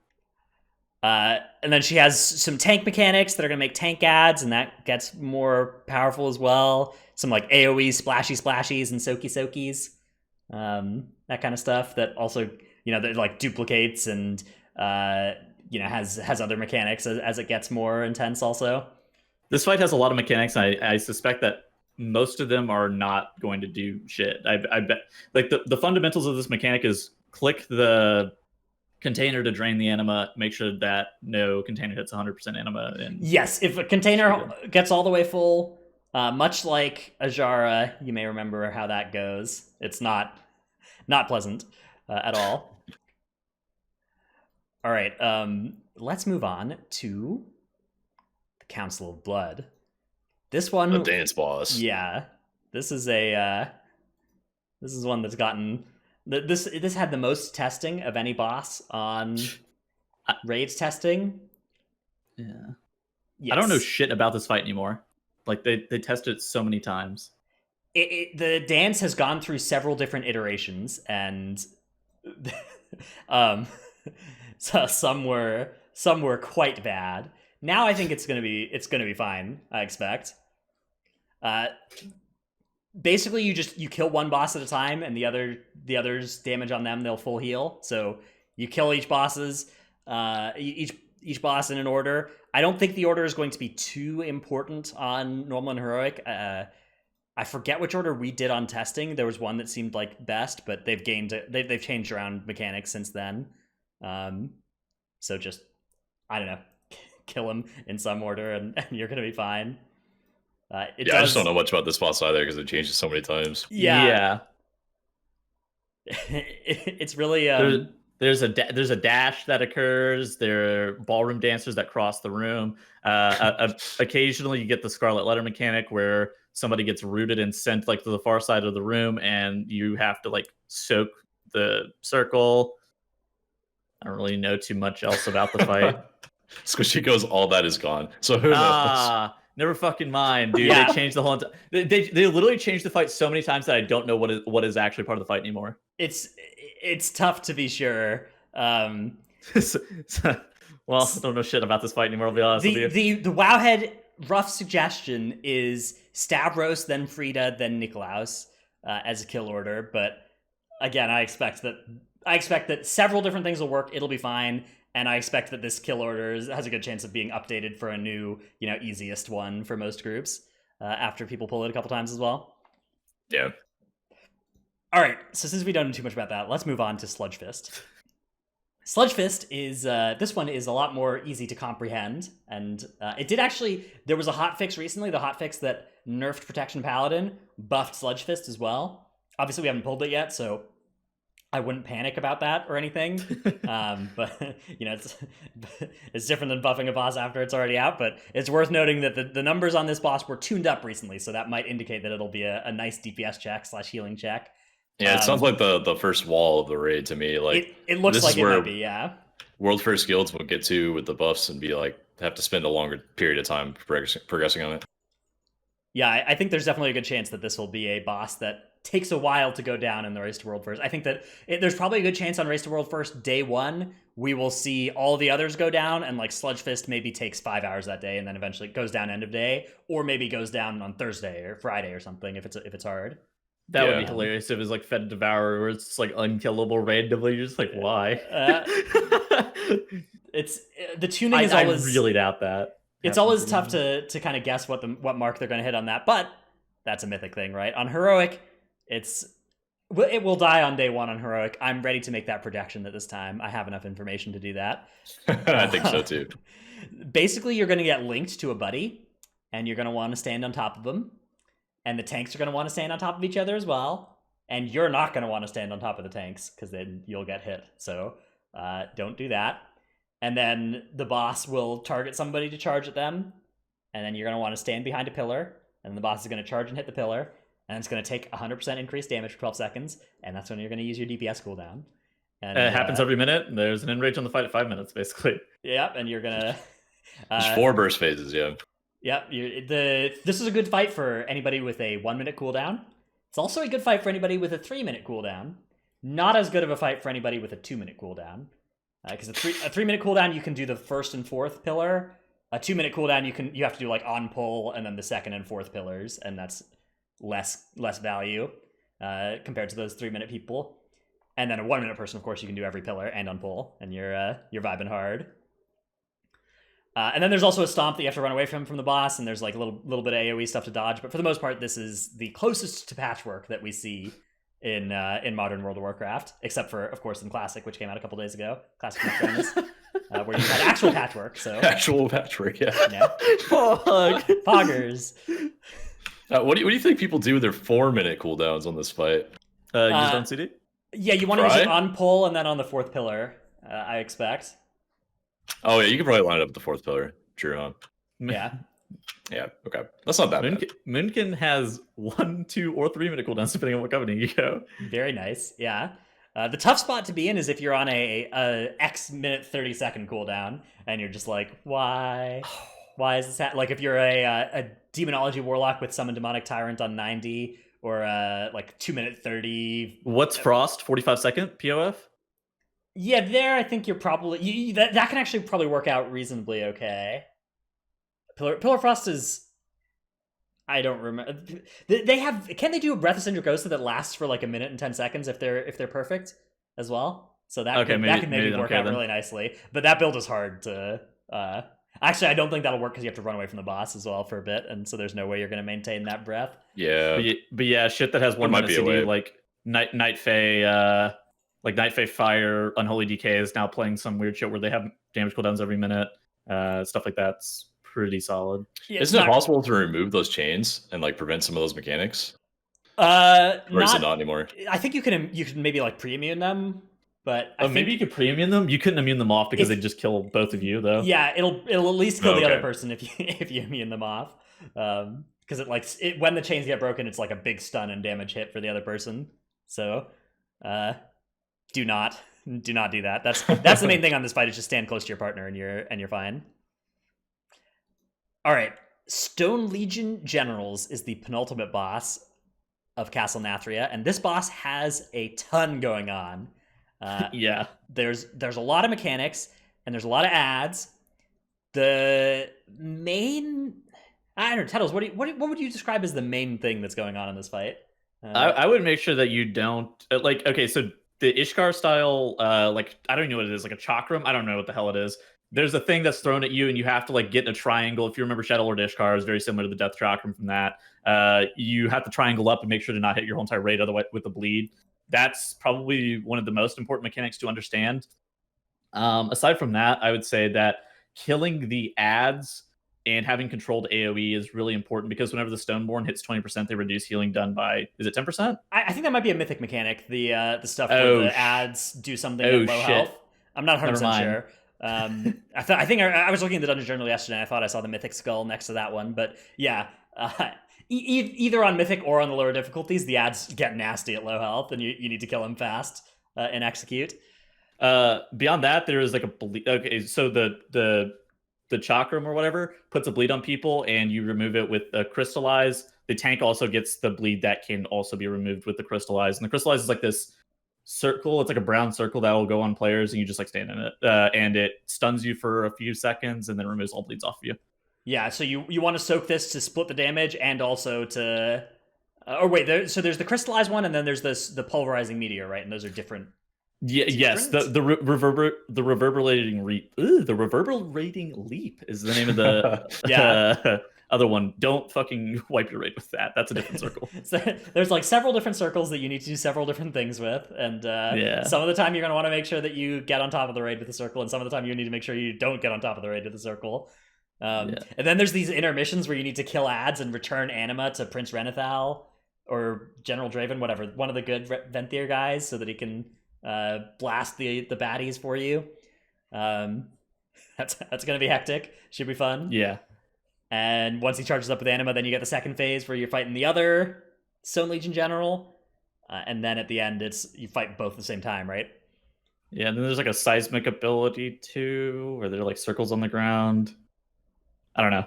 This fight is, there's a lot of mechanics. I'm not sure how many of them are actually important versus not, but yeah. So the seismic upheavals one. Find out. The seismic upheaval one is in, I think, phase 2, like the second boss being active, and it like marks the locations of everybody, and then 4 seconds later it explodes. So you kind of want to you want to make sure that you're not gonna die to this one. I don't know if you can just move as a group for this. I expect you probably can. I don't see why not. Yeah. Then so if you just move as a group, that's probably a safe way to handle this, or just free for all it and flame whoever dies. That's always a good strategy as well. True. All right. Oh yeah, and there's the there's just so many mechanics on this fight, but most of them are pretty much, you know, either just get out of the brown or red mechanic. Yeah. I think fundamentally this fight is don't hit your whole entire raid with the bleed, and then remove the bleed off of your tank and off of yourself with the crystallize. I think that is like structurally how the fight works, and then it's just like the rest of it's get out of the raid with mechanics kind of thing. All right, the final boss of this tier will be Sire Denathrius. Sire Denathrius has a lot going on. This is a multi-phase fight, and there's a lot of mechanics here, even on heroic. On mythic, there's it looks like there's stuff that's not in the dungeon journal, probably in all likelihood. As you enter a mirror or something. Yeah, there's a mechanic in the dungeon journal that says only Denathrius knows what's on the other side. So they're not telling us a lot about what's happening on mythic and the last phase. That's awesome. But You have to go fight a void spawn annihilator. yeah. Could you imagine if you just like go through the mirror and just on the other side it's like champion, you're back. There's another ad. We've been stuck on the spaceship for years.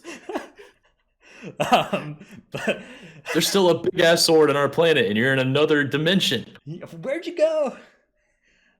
This fight is the first phase is mostly single target, right? There's a little bit of ad stuff going on. There's from some the ads that get echoes. blown up. Yeah. So you start with all these stacks, right? And you need to get rid of them with or is that a mythic mechanic?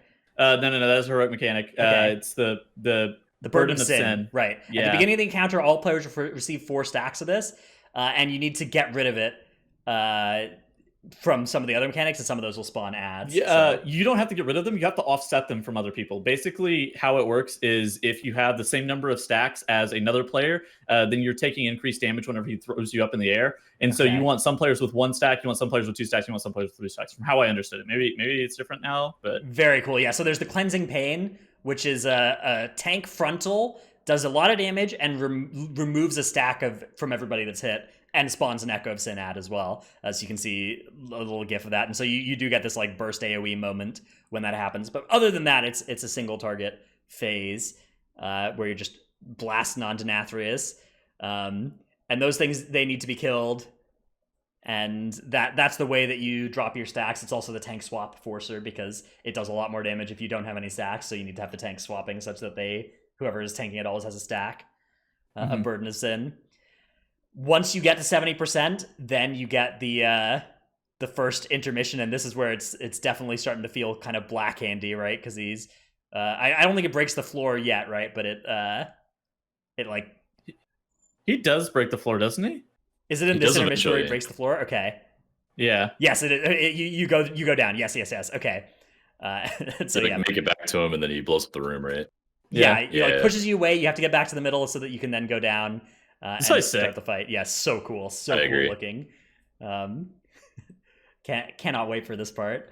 The animations on the swords in the second phase are really cool too. Yeah, so the second phase has the mechanic with the split damage part where his Sire Nathria's sword, Remoria, gets active and it shares health with Denathrius in that phase. So there's, again, 2 effective targets, like on Huntsman Altimore, where both take damage from the same boss health pool. So again, great spot for something like Destrolock with Havoc, blasting big damage into both. That kind of thing will be cool.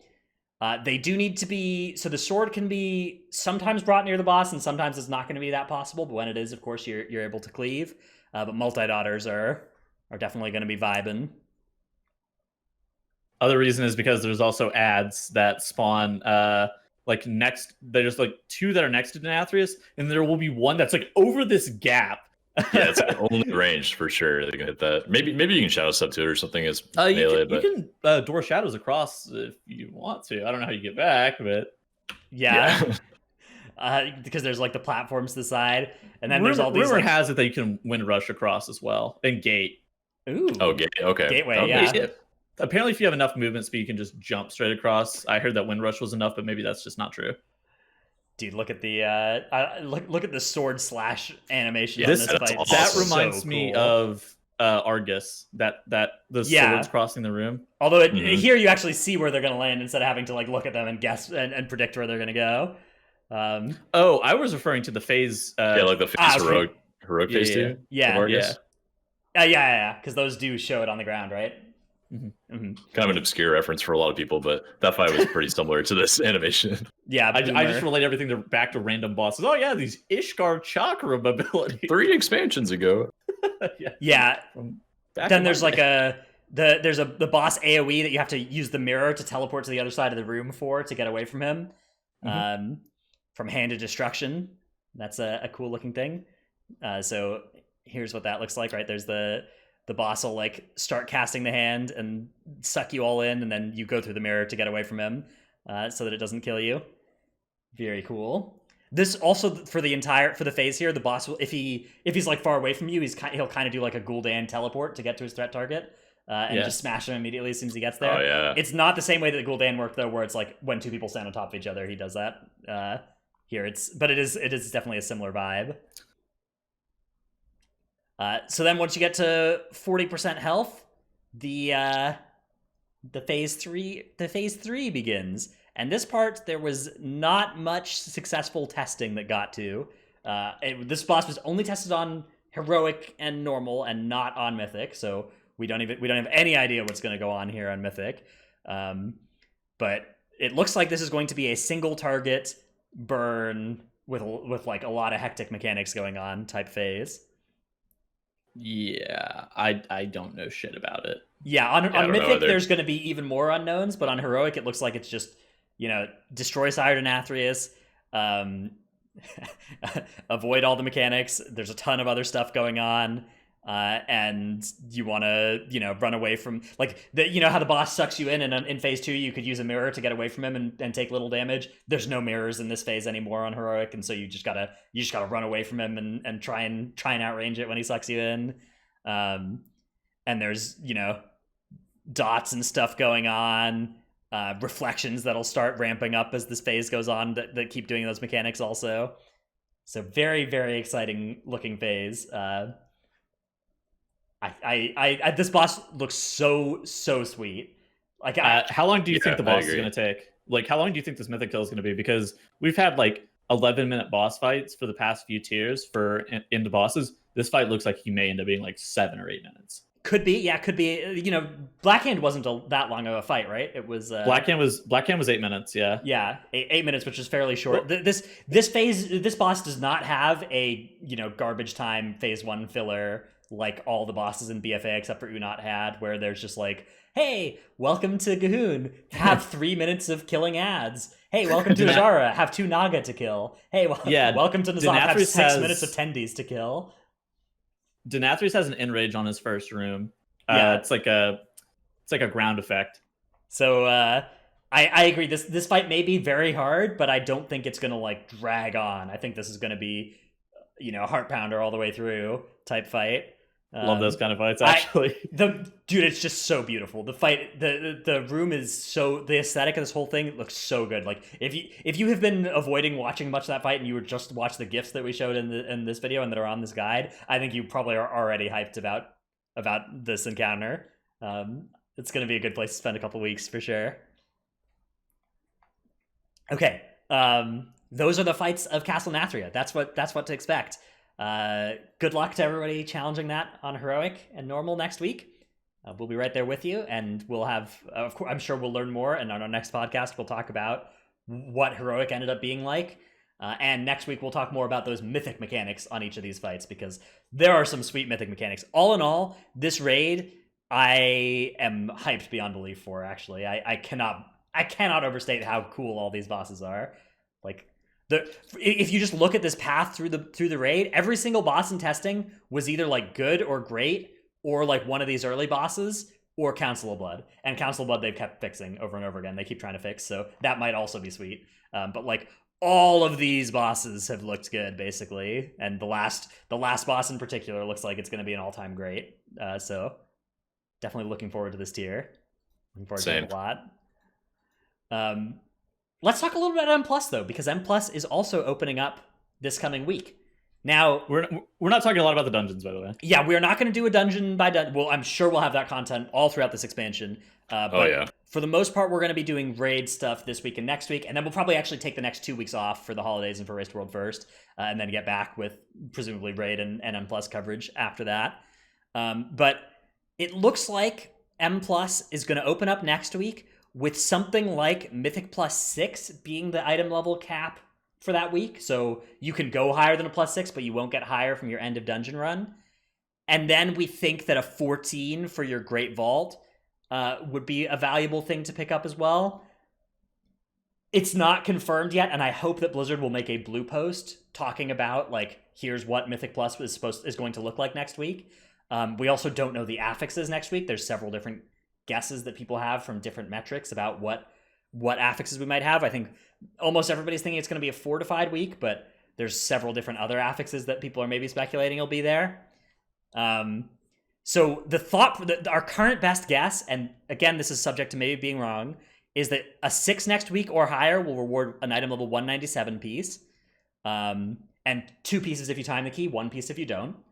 Mm-hmm. And then a 14 or 15 will get you a 226 from your Great Vault. We think that the Great Vault will reward you the higher stuff than from just doing a +6 on, when you open it up on Mythic Week. That's how it worked in BFA, was your weekly box from that first week was functional, and so there was an incentive to do 1 high key that week. That would mean there's some incentive to do 10 high keys this week to get all 3 of the slots in your Great Vault, but I don't know how many people are realistically even going to be able to do the 1 next week, because these are going to be pretty tough for so whatever level you get to, these Great Vault items, even if you just get that +6 item level 210 Great Vault item, you're going to be happy with that. That's going to be a good piece for you for the next couple weeks.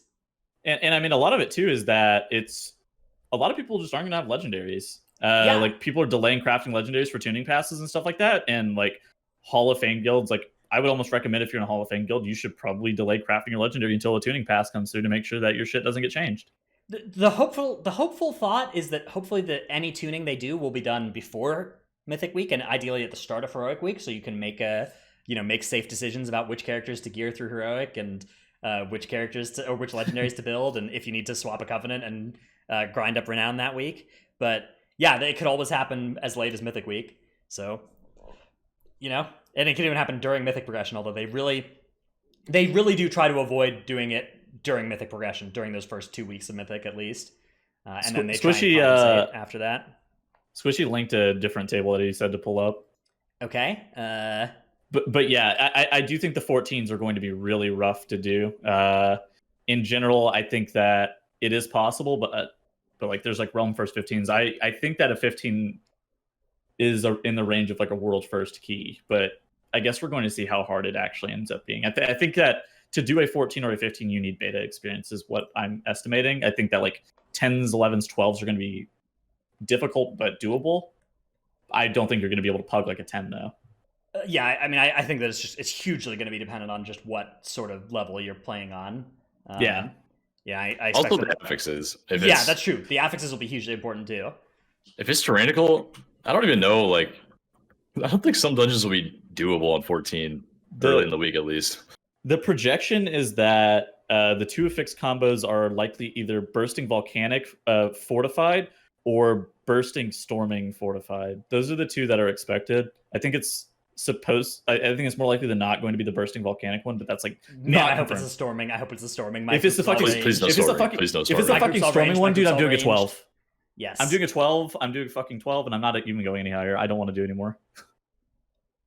storming. I play only tank and melee specs. Please be not storming. Please, storming. My group's all ranged. Please.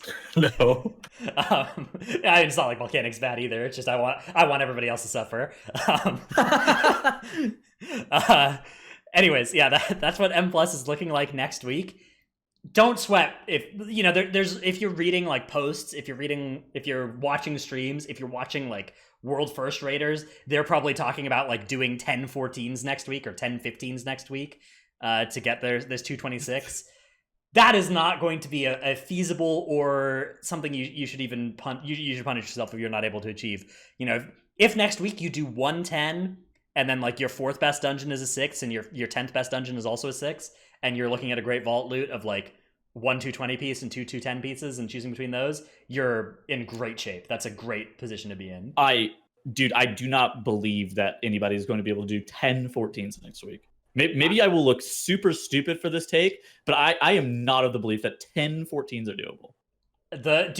When I was doing some M0s with the limit guys, and they were talking about doing like 70 plus 14s across all their guys next week.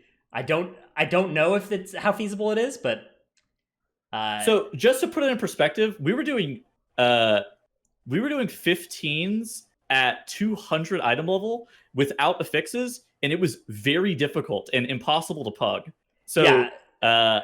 I think also like I'm not sure it'll even be the best use of time for world first competitors because you can do PvP. Yeah, I don't think so either. I think PvP is a great use of time for world first competitors. So it's possible they're just rolling as well. I'm not sure. Well, it'll be very interesting to see what the world first players do. But regardless of what they do, whether or not they're able to and successfully do the 15 spam, that's not going to be feasible for the overwhelming majority of players. So don't worry. I think a lot of players next week are going to spend it in Mythic plus 6s, and that is totally fine if that's the highest you go next week. And if you can push 1 key higher than that or a couple keys higher than that for your weekly Great Vault, that's great too. Also, it's also to note that +6 is pure speculation based on what has been this historic. Yes. Yeah. The historic thing has been like so this is an item level reward at end of dungeon below the normal raid, and that's the guess, but it could easily be a +4 that is the best loot as well at 194. It's possible you'll not be able to do better than that. That is also consistent with some of the things they've done in the past, or it just depends on what metric you're trying to see with consistency. There's a chance, yes. There's a good chance that there will be a blue post explaining this, hopefully, and telling us, because again, this chart is also subject to be different now on the live servers than it was when the chart was made, right? So all of this is subject to being wrong, and we'll have an update, and I'm sure you can check Twitter and retweets, and there will be, if there's a blue post of this, you'll hear about it if you're following the sources, and maybe we'll put pinned comments in our YouTube videos if there's an update to this. But just double check this. If you're watching this in a couple days, go and double check. And see if it is based off info. historical data, and like I would expect it to be correct, but at the same time, if they don't want you doing 14s next week, I would also not be surprised.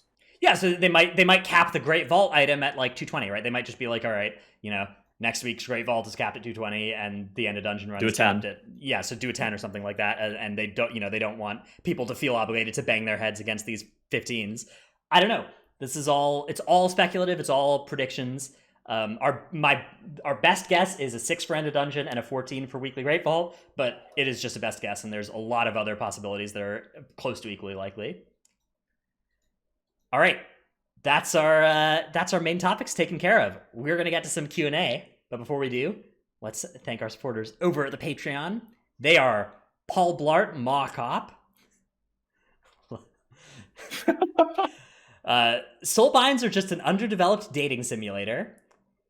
His name isn't Tell, isn't Trell, rather. It's Bruyance. Guildies will buy $200 keyboard, but won't spend $25 on race change for optimal DPS.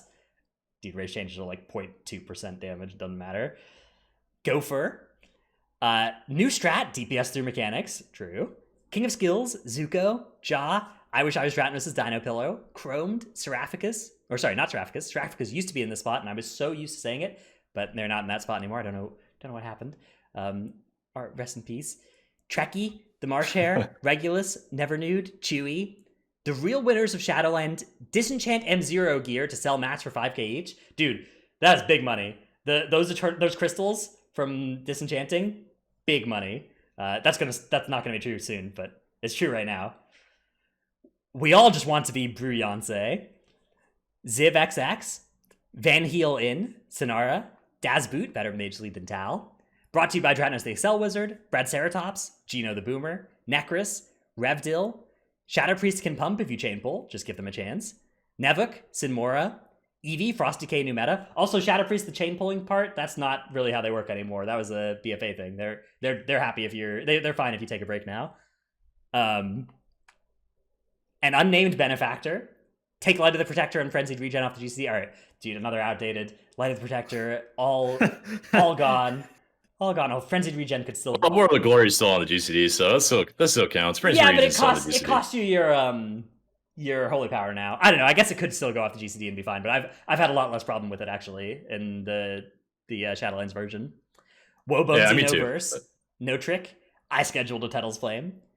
Sir Maticus, aka Grumpy Druid of E-Girl Bathwater. Naya is Bis Waifu.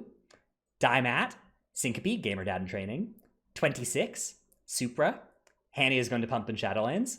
Nyx, Xylic, my brother needs to play more and stop being a noob.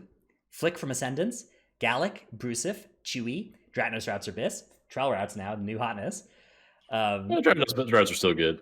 I'd recommend using the Trell routes this coming week. Those are going to be... I'll put some out, but the Trell routes are probably going to be better. Vesuvius can't pick a main, and it's getting late to be so indecisive. You've got time. You still got time. Friendship ended with alts. Now Priest is my best friend. Rebinol, Dabrowski, and M Sanity. Thanks all for Thanks all for the support. All right, our Q&A begins with a question from Yosprey, who asks, how much will the World First Race be impacted by some specs not being able to obtain ideal legendaries prior to Mythic Week? So this is thinking about specs that need a recipe from world bosses. Will those specs be completely absent due to bad luck on world boss rotations? This is a great question. To my knowledge, the only Bis legendary from a world boss exists for Fire Mage. It's the Fevered Incantation. I think that other specs don't have Bisses from world bosses for the most part. I could be wrong, but that was what it looks like when I took a glance through the legendary source list. And yeah, that is absolutely relevant. If you are a spec that has a Bis legendary or a situationally Bis legendary and you haven't gotten access to that memory yet, that will be definitely relevant for the World First Race. Yeah. Also, apparently Ellie Shaman. Ellie Shaman. Okay. That's a spec that exists also. So one mustn't forget about Ellie Shaman. Yes. They have several. They at least have some situationally good legendaries for depending on what you want to use them for, though, right? Like there's a single target Bis, but also there are fights in Nathria where you might want different legendaries, I think. Most likely. Yeah, it doesn't look like too many of the like hyper competitive specs are going to be hinging on that world boss for legendary thing. What's interesting is the conduits from world bosses. All the conduits drop from all the world bosses, but I don't know if they're 100% chance. So if you can, like the tank ones, often the best ones are the ones that drop from the world bosses. So hopefully those you can get a nice high item level early from. It'll only take 4 weeks from Heroic Week. So like Heroic Week, Mythic Week, second week of Mythic, third week of Mythic, and we'll have seen all the world bosses. So for most players, you'll get your memory by the time you need it if you're playing one of those specs that gets it from that. Because we think they're 100% drop chance. But for World First Race, I mean those specs are just like not playable. I mean, they might be like you might be able to use a Fire Mage on some of those fights if they get there. But also, I mean, there are other legendaries that I think are close for a lot of those specs too. So if you really want that spec, you're maybe able to get away with it. I don't know. Like the last time we saw Elemental Shaman being really good was on Unat, and there you would take them. You would have taken them at like 80% as much damage as they did for the Ankh, at least the first copy, and maybe the second. All right, Fade in Discord asks, with consumables, enchants, gems, etc. at their highest cost, and our gear at its lowest item level, it's common for people to not use consumables until we're in content that matters, or to not gem or enchant gear until they get a good piece. How do you all decide when it's time to start investing in those things? This is a great question. That's a good question. Yeah. I think we all have probably slightly different answers for that. Tettles, for instance, does not gem or enchant any item that is not item level 220 or higher, I believe. Well, that's not true. I haven't gemmed or enchanted anything yet, but that doesn't mean that I'm going to gem and enchant my items for a raid, and that's about where I'm going to land on the character. In reality, for me, like, I'm going to do it as late as possible. I'm not actually like starving for gold, so I don't know why I do the things that I do. I don't know why either, Tuttles. Tuttles has drank zero potions like in the last 10 million 7 gold months. or something. Yeah. 10 million gold. Better not pushing this poll. Yeah. I will be, it's not so much like how good the item is, it's I will be putting on enchants on all my gear and gems on all my gear when I'm setting foot into like M plus pushing next week if I'm doing that or the raid, right? And I'll absolutely enchant an item level 150 piece if that's my best item at that time. And I won't enchant an item level 184 piece that I got this week until that starts. Is my idea. Yeah. So the TLDR that I like Dratnus and I said is we are doing it whenever we are zoning into content that really matters or content that we care about. Maybe Charles has a similar opinion.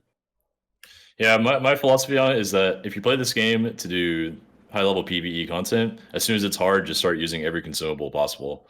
And so, like the moment Heroic Week starts on Tuesday, I'm going to be using potions, full cost flasks, all the expensive enchants, everything possible to do the highest content I can. Yeah, but if you play the game for other stuff like mounts and collecting, then don't do that. Save your gold for buying a mount.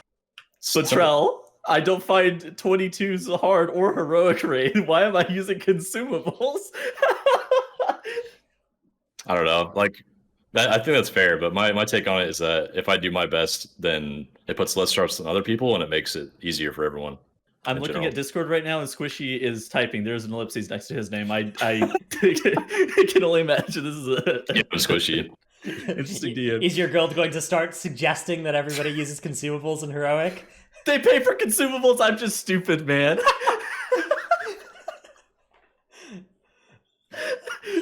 Oh, bench Tuttles. Yeah, I use consumables during raid. Dude, it's gonna be so weird this tier where you can't bench Tettles because he's playing a overpowered Moonkin spec that he complained about being bad seven times on beta and is actually so good. Yeah, overpowered chicken abuser spec. Yeah, nerf Boomkin. What the hell? Yeah. Please God, no. All right. Let's see. That looks like the end of our Q&A list here. Looks like we've gotten through it. So, bit of a long episode this week. I think we managed to get through it reasonably effectively, though. We'll be back next week for Mythic Castle Nathria is the plan, maybe with a guest. And then we will probably be taking the following 2 weeks off, as that will be all the exciting Mythic progression and trial casting Race to World First for BGGG. So, very cool. Make sure to go check them out. But that is the end of our show this week. Later, everybody. Later, guys. Bye.